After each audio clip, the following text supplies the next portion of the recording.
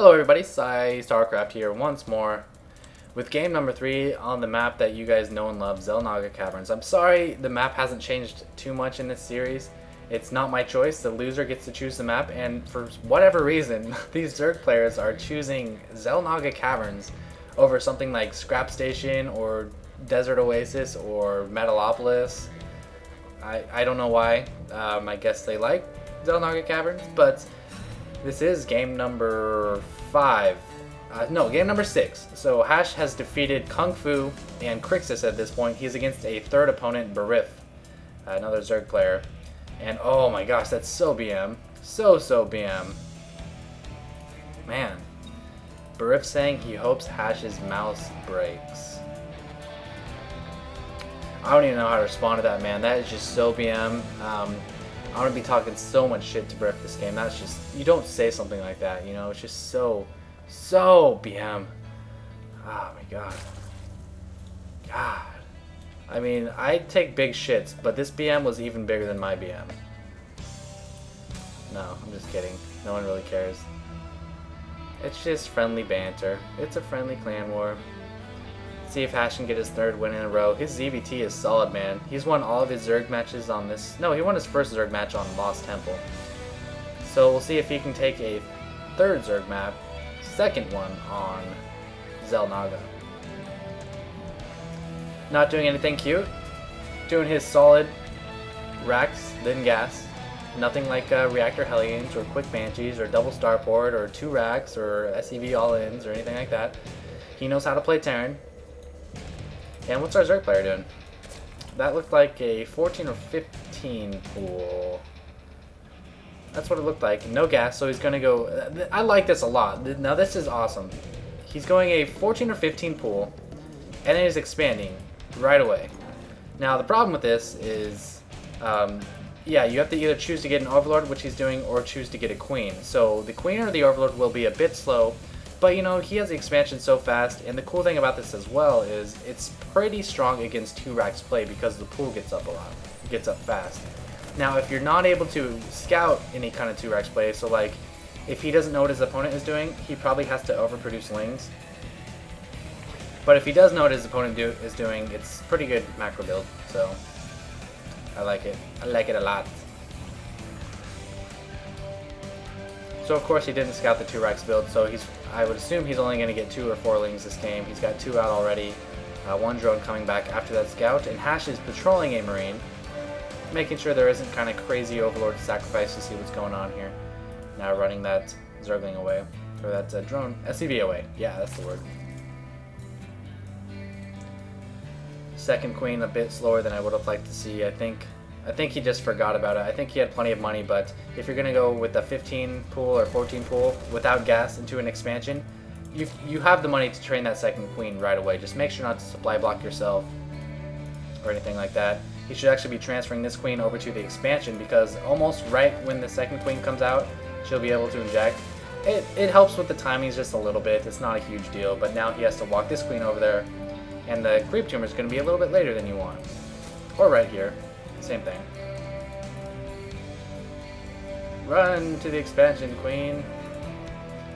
Spine crawler for good measure, no problem with that, especially on Xel'Naga Caverns where the expansion is so wide open that Hellions can maneuver around very easily.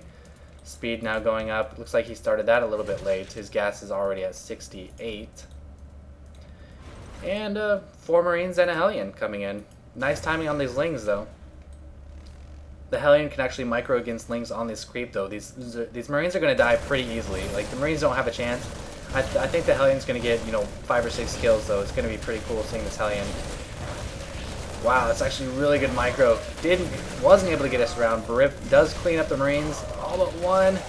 And the Hellion's just like, dude, I'm just softening him up, okay? The Marine's going to get all the kills, so 5 or 6 my ass. I'm only going to get 3 kills, alright? Now, that was actually really bad by Beriph. He could have moved the spine, like, I don't know, he could have moved the spine right here, making it really tough to move in here and kill these drones without getting on the creep and letting the Zerglings surround. He lost way more Zerglings than he had to after that, and that was, I don't know. if you don't think you're going to get a good surround, don't do that, because if the Terran wants to engage, he has to get on the creep. Now, Zerglings are only good against on the creep when they have no speed, which they had no speed, so Beriph could have just waited. He could have just let the hatchery get down to like 500 life if he wanted, and it wouldn't have mattered. He could have uprooted the spine and moved it. Instead, he loses like 10 or 12 lings, and a Hellion survives. And now he's kind of far behind. If we look at the income tab, he's actually losing on harvesters. And that was in large part due to what we just saw. And I think because he lost all those lings, he feels the need to produce a lot more lings, which is normal. You want to replace them just for map control and such. But now he's way behind in this game. He's 27 to 27. Sure, he has an expansion, but I have a feeling, yeah, Hashe has an expansion as well. He's only up 6 now, and he's choosing to get a Roach Warren. Now, I don't know if this choice was also because of losing all those Zerglings, and he wasn't able to drone up and get these geysers for mutas. It could have been, or maybe Team Insanity just loves roaches, because this is the 3rd player that's got roaches. So, roach play can be good at times. It's not as solid as muta baneling Zergling play. A little probably easier to control the roaches. Not as easy to win with them or make good decisions with them. I don't know. Ooh, like this. Extra queen, that's pretty cool. Hashe actually losing control of that queen, or that banshee a little bit. I don't think he saw that 3rd queen, so he assumed his banshee was going to kill it, and then he could come back to it and run it up and kill some drones. But that 3rd queen came in just in time, helped out with that transfusion. And now here's the timing, and there's a car honking outside my window. That's wonderful. Yeah, look at that, man. 35 to 30. Not where you want to be as a Zerg player at this point in the game. Sending in a Ling to do some scouting. Oh, I missed a Baneling. A Baneling sneak by. I don't know how many SCVs it killed. By the harvester count, probably not very many. A lot of weak ones. Now, if you're going to do a Baneling sneak by like this, let's say 4 Banelings, bring in a couple Lings as well, because they only take 2 shots to kill these SCVs. And odds are your opponent isn't going to be ready for the Zerglings or the Banelings. So he could have killed, what, 5 or 6 more SCVs had he brought in a couple Zerglings. Roach speed now. Still no Mutalisk.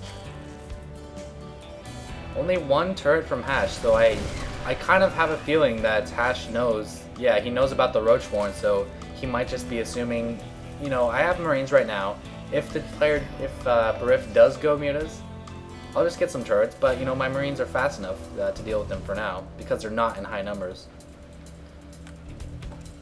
36 to 35, Beriph still way behind. He's overproducing. I mean, if you're gonna do this, get that many units, I mean, attack or get drones.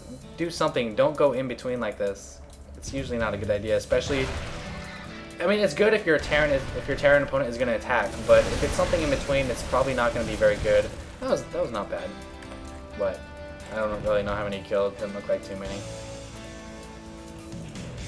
I don't know what this is all about. You shouldn't, I mean, if you're a Zerg player, even if you're going roaches, you shouldn't have that kind of difference between minerals and gas. You should always have more minerals than you have gas.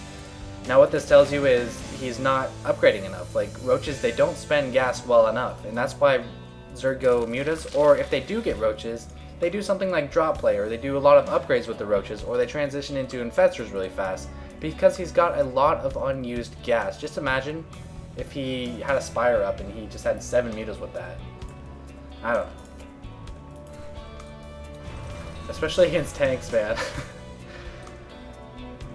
I mean, the typical Terran response to Zerglings, Banelings, and Mutas is tank Marine. And consequentially, yeah, I don't know. That composition also does really good against roaches. We are getting a nice flank. There's no siege going up. Tanks are really good against roaches unsieged, but there just isn't enough, aren't enough units to actually tank these. So Beriph, to be honest, I mean, you might be thinking, oh, Psy, you're stupid. You were totally wrong. These roaches just owned. Roaches are the best in the world. I mean, no, that's not right at all. I mean, he's down 10 harvesters. He's picking up a 3rd. Okay, that's fine. But the tanks weren't siege. He caught Hashe a bit off guard. I think Hashe was even on creep. It was a good flank. But he's still so far behind, and he would not be able to push into this with what roaches he had. Now he might be able to, but he's going to follow up a bad economy by not attacking. And I actually think he could win the game right now if he were to attack this, so... Yeah. So if he were to attack right now, maybe then I would eat my words, but... If he's not going to attack with these, that's just a mistake. Is he going? Is he going? I still think he could kill this.